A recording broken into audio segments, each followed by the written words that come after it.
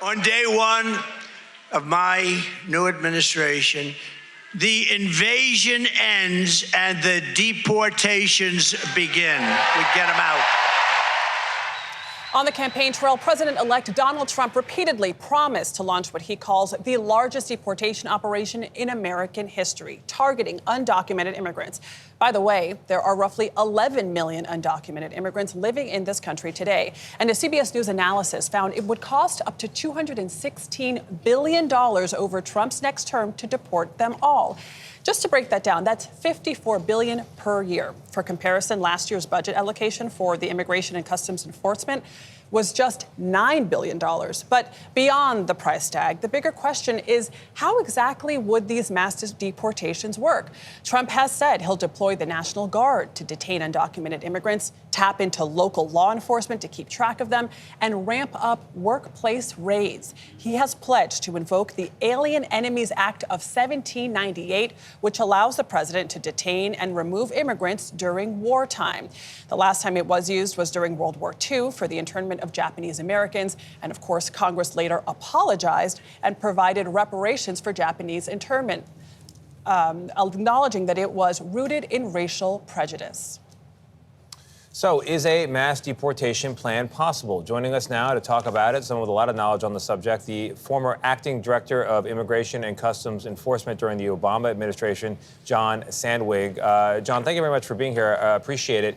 We mentioned Japanese internment, but there are other episodes of mass deportation efforts in the U.S. That are a little bit closer, analogies almost. In the 1930s, there was a Depression-era effort to get rid of Mexican workers who would come into the country. In the 1950s, the more famous one, Operation Wetback, that racial slur there that the Eisenhower administration used. And then, controversially, when you were in office there in the Obama administration, more than 2.5 million people were deported, largest number of any administration, 400,000 a year in some cases. How did it work in that modern case? And are there lessons there for how Trump might do it? There really aren't lessons there for how Trump might do it. The situation during the Obama years was a little bit different. A lot of those numbers, there's a common misconception that those numbers were people who were living in the interior of the United States, the 11 million we're talking about now.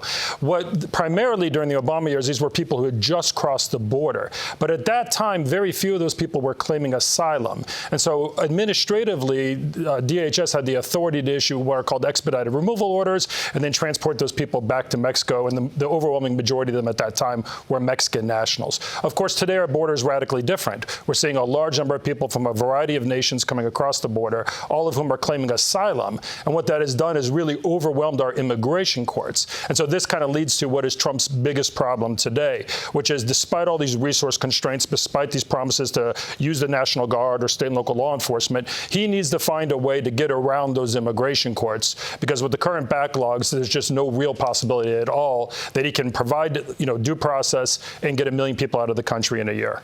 But John, to take that number, 1 million, which is, I think J.D. Vance has brought that up. He said, we'll start there and move on from that moment. According to ICE, there is about 1.3 million people who have been told by a judge that their asylum claim is denied and they've been told to leave, but they haven't yet.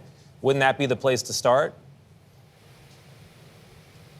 Yeah, look, there's been a lot of confusion about this issue, and I want to address that. First of all, the administration oftentimes has said we're going to focus first on these criminals, right? These transnational gang members who legitimately are operating unlawfully in the United States, people who commit violent felonies, et cetera. And I think we all agree that that's a critical population for ICE to go after. But if you're trying to get to 1 million, you need to look for that low-hanging fruit. Populations like the one you just referenced, individuals who already have that final order of removal in place. So if you look at the 1.3 million, that means you need to spend, it's a tremendous effort to go find them, I guess is what I want to say.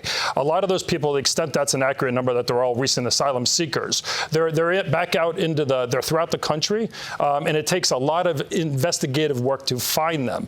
I think the notion that ICE is going to be able to go, at least in year one, and grab 1 million of those individuals who might already have a final order and apprehend them is just not accurate. But more importantly is when you're deploying all the agents to do that work, they're not doing the work on the criminals, where I think we all agree that, to promote public safety, we want them focused.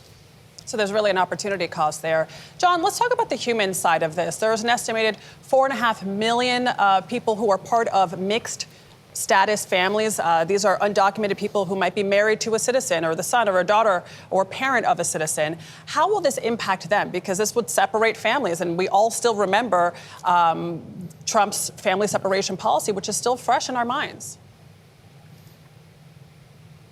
That's right. So right now, ICE, is fully deployed against focused primarily on criminal aliens. So what that means is individuals who have been booked in state and local jails or federal jails or are getting out of prison. The agency is incredibly effective at that. And one thing I think we didn't hear on the campaign trail is really the fact that it's, everybody who gets booked into a state, local jail or prison today is on ICE's radar screen. ICE either lodges a detainer on them or takes them into custody.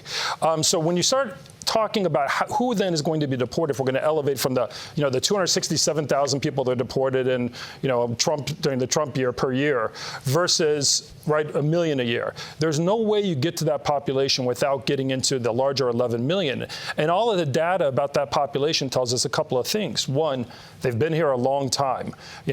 Majority of them have been here 10 to 15 years. And two, a very large percentage of them are in these mixed status families. That means they have a U.S. citizen spouse, they have a U.S. citizen child. There is no way to do this without separating those families or putting them into a situation where the U.S. citizen children need to leave the country with their parents. Yeah, John, there's no way to do it without a lot of money, a lot of heartbreak. I mentioned the Hoover effort in the 1930s, a Depression-era moment, and then in the 1950s. In both those cases, when cooler heads were able to look back historically, there were citizens who were deported and there were separations of families. It's a very tough situation, no way around that fact. John, thank you very much.